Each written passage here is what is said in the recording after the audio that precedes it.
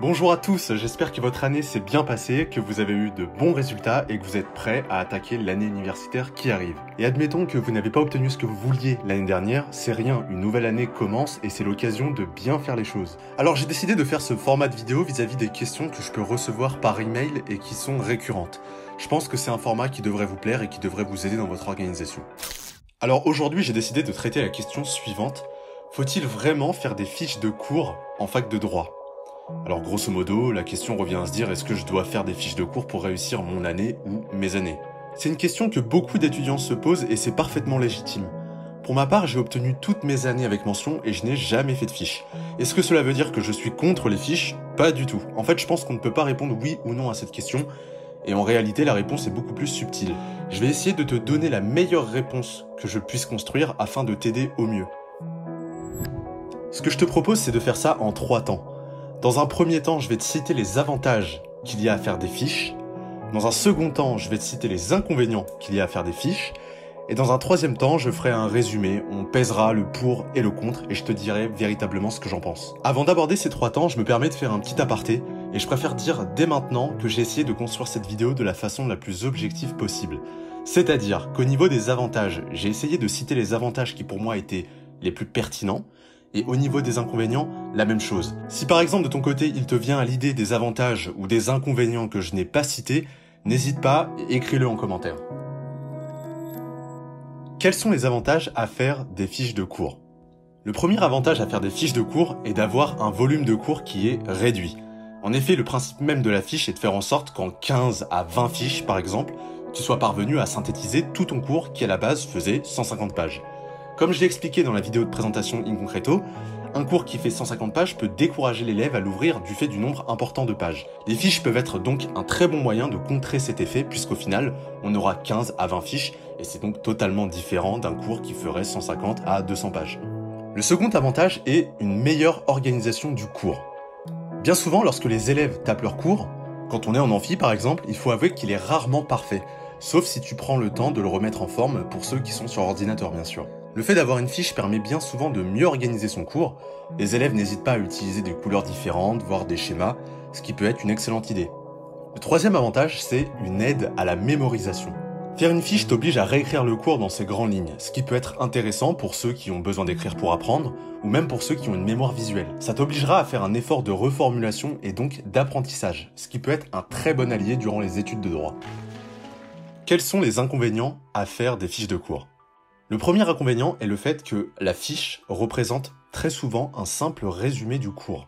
Bien souvent, les élèves qui font des fiches et qui n'arrivent pas à valider se limitent à faire une fiche qui va résumer le cours sans y apporter une vraie valeur ajoutée.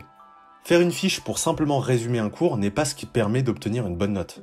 Les élèves qui ont de bonnes notes en faisant des fiches ne se limitent pas qu'à réécrire le cours en plus court, mais en y apportant un tas d'éléments qui sont propres à chacun.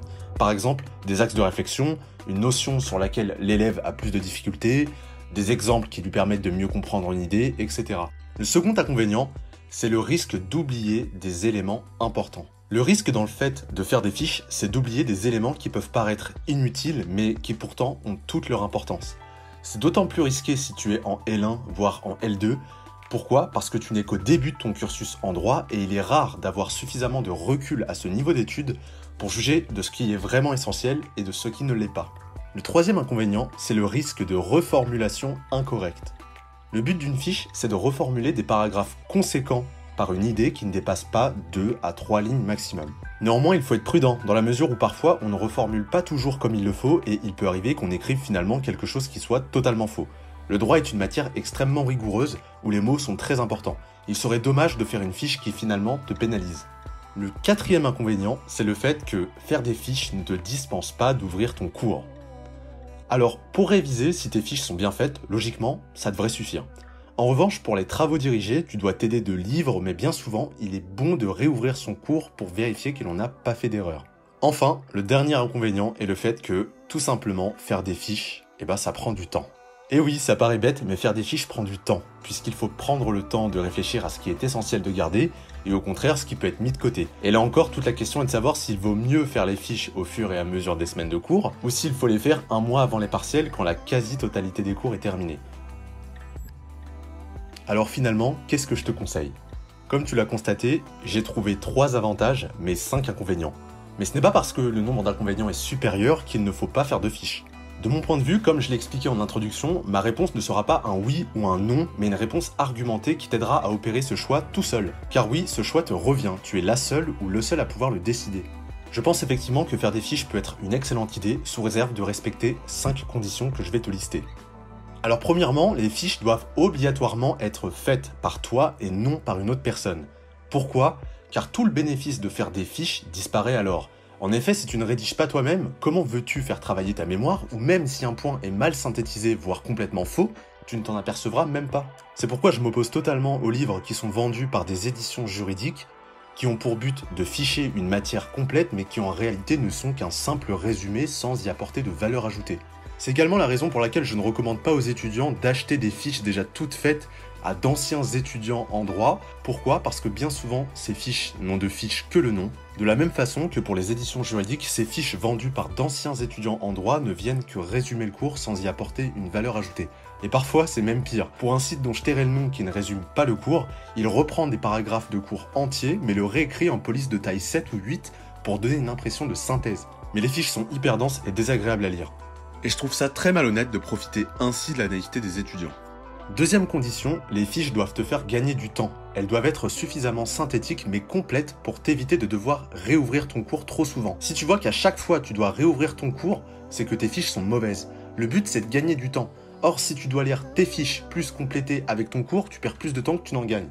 Troisième condition, les fiches doivent apporter une vraie valeur ajoutée à ton cours. Elles ne doivent pas simplement le résumer, il faut les faire intelligemment en y ajoutant tous les éléments qui sont nécessaires à ta compréhension. Par exemple, une jurisprudence qui t'a marqué, en plus de celles qui sont obligatoires à apprendre, bien sûr. La fiche te permet de prendre de la hauteur avec ton cours, donc il faut saisir cette opportunité en y apportant tout ce qui te permet de comprendre mieux ton cours, même avec des penses bêtes. Le but c'est d'avoir une bonne note, donc il faut tout faire pour. Quatrième condition, fais des fiches au fur et à mesure. Je pense que le bon rythme pour faire une fiche est à la fin de chaque chapitre. En effet, en droit, tu as des TD chaque semaine. Il est donc très utile de faire ces fiches au fur et à mesure pour y ajouter des remarques que le chargé de TD a pu faire en TD par exemple. Je pense donc qu'il ne faut pas attendre le dernier moment pour le faire.